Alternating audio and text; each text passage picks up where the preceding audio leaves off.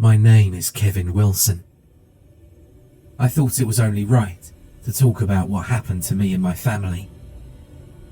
I was a very logical and skeptical man.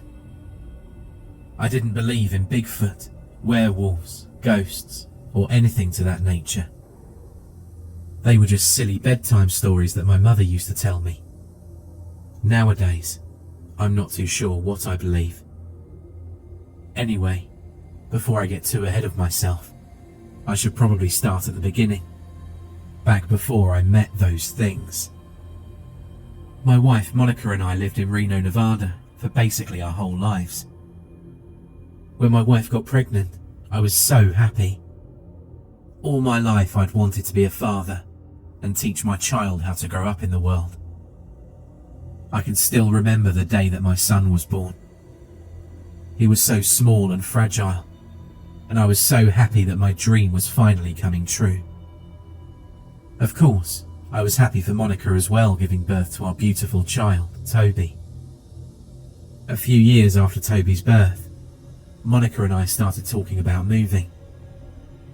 We wanted to get out of the city and the desert and find a nice small community where we could raise our son.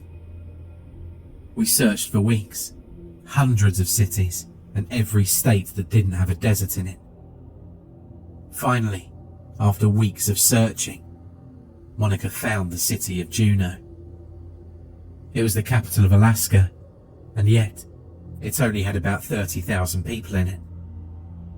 We checked our budget and came to the conclusion that we would move to Juneau. When the plane landed, it was raining. Not heavily raining, mind you, just drizzling more or less. We were told by some locals that it rains quite a bit in Juneau.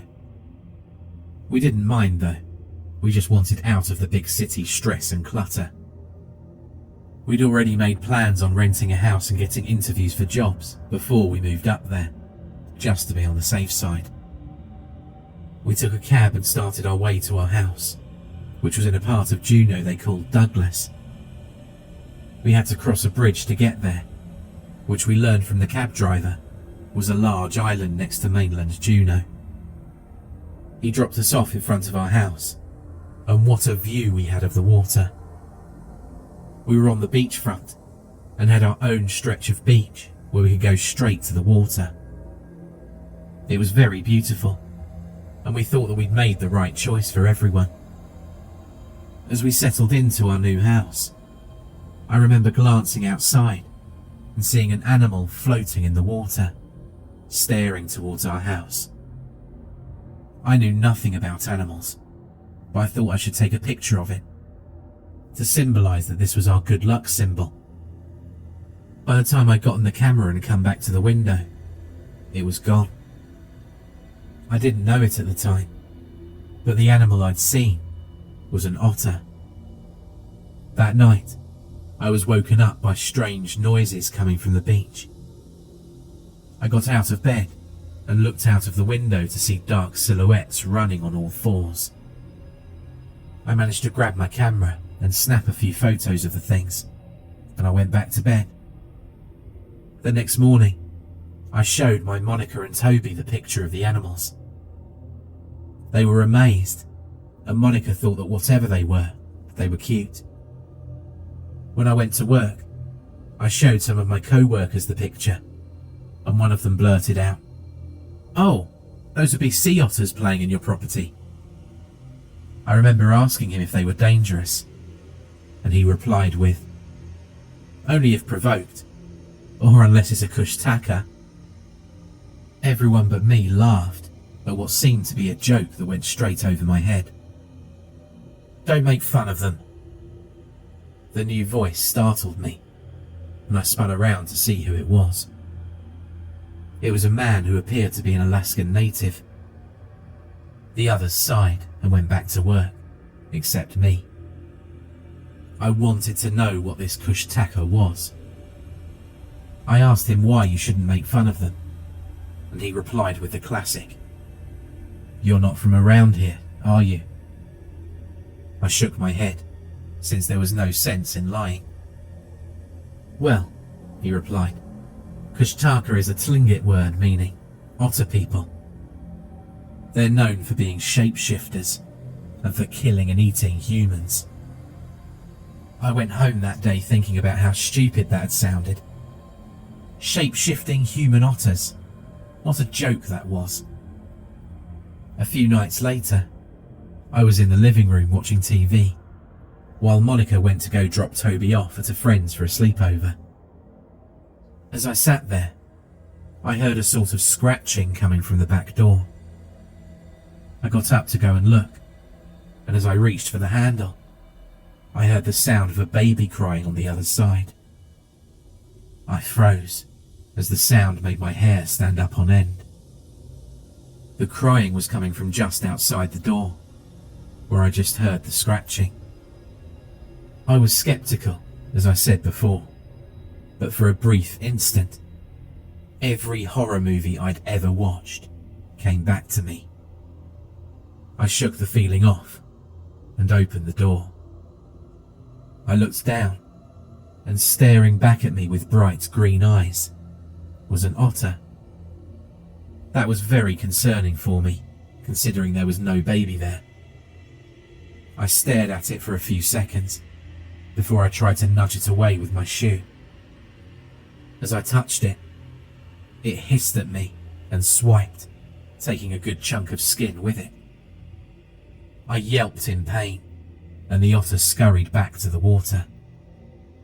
I sat down holding my wound as it dripped blood onto the hardwood floor, and I looked up to witness the otter stand on two legs and look back at me. It gave an eerily human-like grin, showing its sharp teeth and licking its claws. I don't know if my heart had ever beaten that hard before, but I can say that honestly, I'd never been that scared in my whole life.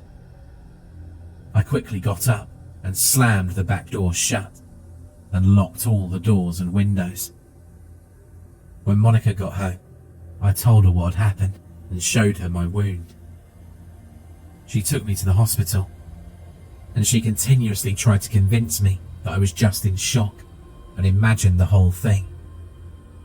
I know what I saw though, and I didn't know how to explain it to her without sounding crazy. After getting a series of rabies and tetanus shots, we went home. As we walked in the front door, we could see that our house was trashed. Furniture torn up and scattered everywhere, dishes shattered, and everything else in between. As Monica called 911, I noticed that the back door was wide open. It had large claw marks running down it. When the authorities arrived, they told us it looked like a bear had gotten in. I told them that I'd locked the back door, and they responded with, that's strange behaviour for a bear then. We cleaned up the mess when the authorities left, and we went to bed. It took me a very long time to sleep, because with every creak of the house, I was reminded of that sinister smile that the otter gave me, and it lapping my blood from its claws. Weeks after all that happened, I was at the table eating breakfast with Monica. Toby then came down the stairs rubbing his eyes and looked at us. I'll never forget the words he said next. He looked right at me and said, "The otter people told me last night they want to kill me." My heart sank at hearing those words, and every time I think about that day and what he said. Anyway, after he said that, Monica blamed me for filling his head with scary stories. We drove Toby to school and argued the rest of the way home about whose fault it was. That night, again I couldn't sleep very well. The thought of what Toby had said, and Monica and I fighting. I was on edge and restless, so I thought I'd go sit in the chair in the living room. I sat down and started to doze off, right as I heard a baby crying like before. I sat up confused, and then became scared for Toby. I got up and ran to his room to check on him. I opened the door and froze in utter fear. Standing over his bed was something ungodly hideous. It had the body of an otter, standing only about 5 feet tall. Its hands were like those of a human's, but it had large curved claws instead of fingernails. Its face was like that of a half otter and half man, with that same crooked smile. It stared into my eyes hypnotically and slowly turned towards me. I shook myself out of my trance and looked in its direction, only to feel its sharp claws enter my shoulder and its heavy body pouncing on me, knocking me to the ground. It let out a piercing screech as it leapt off of me and ran for the door. I lay on the ground holding my bleeding shoulder as a loud shatter echoed through the house, followed by the sound of Toby sobbing uncontrollably. I blacked out. I woke up in the hospital with a bandage around my arm and a few tubes sticking out of me. I looked around the room and saw Monica and Toby sitting next to me. Monica leaned down and kissed me softly, and Toby hugged me. I was so overjoyed to find out that they were safe, I actually cried. The doctor told me that by my wounds, it looked like I was attacked by a bear. I argued, of course. It was one of those Kushtaka things, but as I tried to plead my case to them, they told me that I must have been dreaming. I couldn't believe that no one was listening to what I was saying. I know that I most definitely sounded like I imagined it, but it was still the truth. I stayed at the hospital for a few nights to recover fully. My last night there, I had a very strange dream. I was under the water, swimming in the rain. I popped up above the surface and was staring at my house. I turned my head and glanced at what looked like 4 otters surrounding me and nodded. We all then began to swim towards my house. I woke up in an absolute panic and looked outside as the rain pounded against my window. I had to get out of here and check up on my family straight away. I got dressed, and since I was on the first floor, jumped out of the window. I ran as fast as I could, hoping it was nothing more than a dream, and I'd just find them asleep in their beds. As I got to the front step of my house, I collapsed on the welcome mat, gasping for air. I was soaked to the bone, and my lungs felt like they were being crushed. As I regained my strength, I opened the front door slowly and was greeted with darkness. I tried the lights, but they didn't turn on. I gulped and stepped inside further, noticing a slight breeze. I could see the back door was wide open. My heart beat faster, and I walked towards my family's rooms. As I walked closer, my vision had trouble adjusting to the darkness. Suddenly, I stepped into something that squished under my weight and slipped out from under me. I landed on my back and immediately started choking as the air was knocked out of me. I lay there for a few seconds before I looked to see what tripped me up. Lying on the ground next to me was a body with its entrails ripped out, limbs torn off, and face skinned. I stared in horror, for even though this person was virtually unrecognizable, I knew it was my Monica. I turned away, not wanting to look at that abomination. Tears fell down my face as reality slowly started to sink in. After a few minutes, I heard a scream from outside. It was Toby. I got up quickly, shaking off the pain rushing down my back. I sprinted out of the back door to the beach. I was immediately stopped in my tracks as I looked into the green eyes of the Kushtaka. It was grinning crookedly as it held Toby by his hair. He screamed and kicked, trying to get away from this thing's clutches. I cursed. "Let my son go, you bastard! Take me instead!" The Kushtaka smiled more, showing his sharp teeth as he did. It acted like my pleas for mercy entertained it.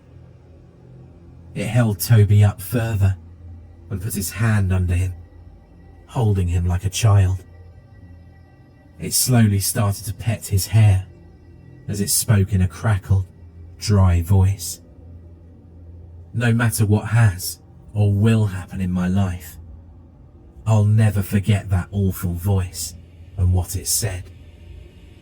It stared into my eyes and said, "No, I enjoy this too much." With those words, it pulled Toby's head back and sank his teeth into my son's neck. I screamed and watched in horror as it tore my son's neck out and then threw him back at me. He landed on the ground with a thump, and I watched him die in front of me.